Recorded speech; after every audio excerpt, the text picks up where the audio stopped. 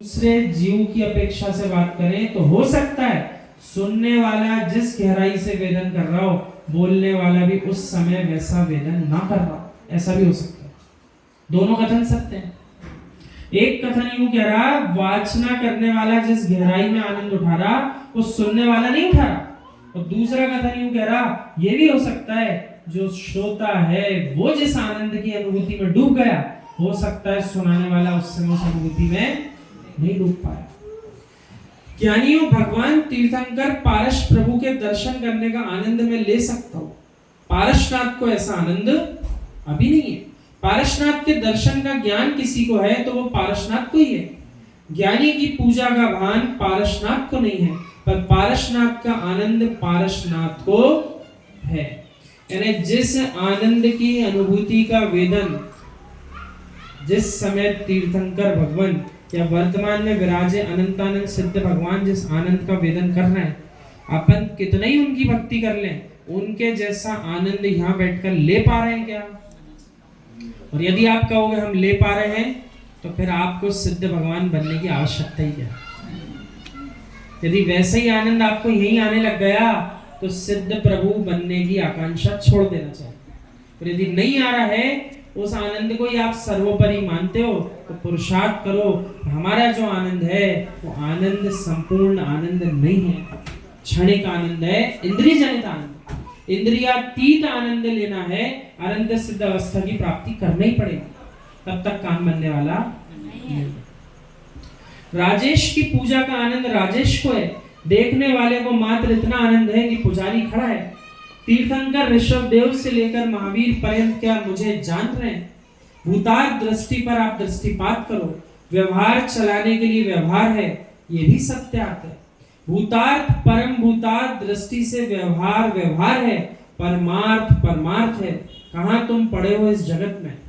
यानी दोनों नयों का आलंबन यहाँ लिया आचार्य ने और दोनों की मुख्यता को प्रदर्शित किया। पहले कहा जब भूतार्थ पर दृष्टिपात करोगे तब व्यवहार की बात नहीं चलेगी, और जब व्यवहार में का आलंबन लेकर के चलने की बात होगी तो व्यवहार भी सत्यार्थ है, बिना व्यवहार के निश्चय में प्रवेश होगा नहीं। और सीधे निश्चय में जाने का प्रयास करेंगे तो व्यवहार बचेगा नहीं। यानी दोनों के लिए अपन को सामंजस्य बैठाने की आवश्यकता है। और अपन सब क्या है? ग्रस्त जीव हैं, श्रावक अपेक्षा में श्राविका है। अपन को तो दोनों नए बहुत महत्वपूर्ण है।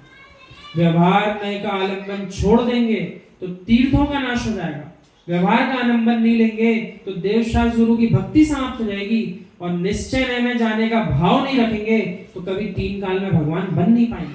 बताओ फिर कौन से नए को छोड़ दें?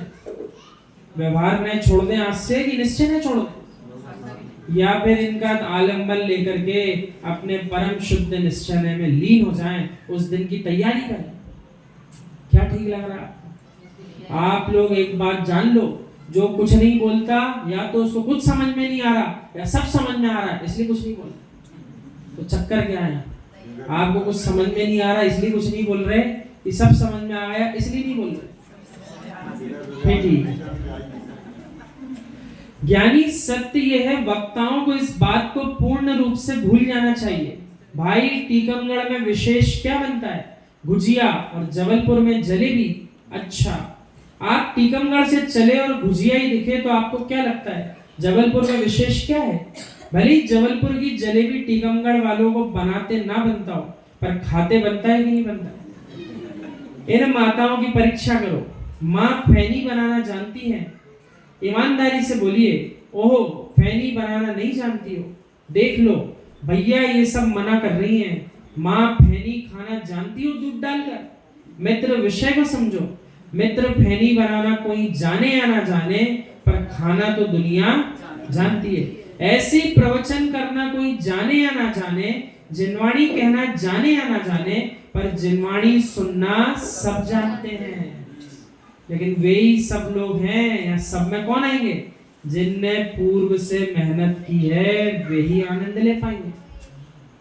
अन्यथा सुनाने वाला सुना सकता है, सुनने वाला सुन सकता है, लेकिन दोनों के ही काम सफल नहीं हो पाएंगे। दोनों यदि आत्मज्ञ नहीं बने तो, अरे दोनों ने अपने आप को नहीं जाना तो दोनों का ही काम नहीं बनेगा।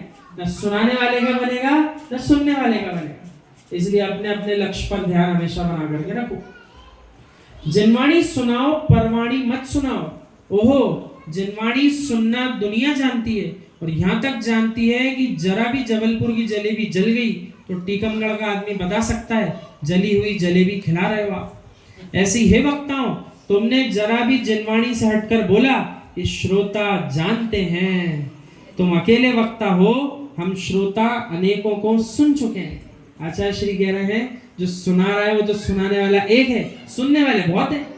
तो जैसे ही जली हुई जलेबी परोसोगे तो तुरंत बोल देंगे आज जलेबी जली हुई है। वक्ता अकेला होता है पर श्रोता हजारों वक्ताओं को सुना हुआ होता है। यानी वो जीव जो आज शांति से बैठकर सुनता दिख रहा है, उसने मात्र आज पहली बार थोड़ी सुना है, उसने अपने जीवन में बहुतों को सुना है, बहुत बार सुना। जो रोज खाता है वो बता सकता है आज तुम्हारा मावा कड़वा हो गया है, जल गया है।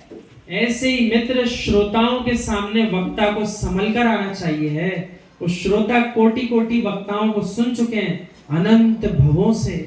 कब से सुन चुके? एक बार आचार्य भगवान विशुद्ध सागर महाराज जी यूं कह रहे थे कि हो सकता है बहुत सारे श्रावक श्राविकाओं की भीड़ किसी विशेष महाराज जी के पास ज्यादा लगती हो, लेकिन वे ही सारे भीड़ लगाने वाले जीव मन में ये बात जानते हैं भले ही उन दूसरे महाराज जी के पास भीड़ नहीं लगती, पर ज्यादा सख्ती से नियमों का पालन तो वही करते हैं। हम जहां बहुत समय बैठ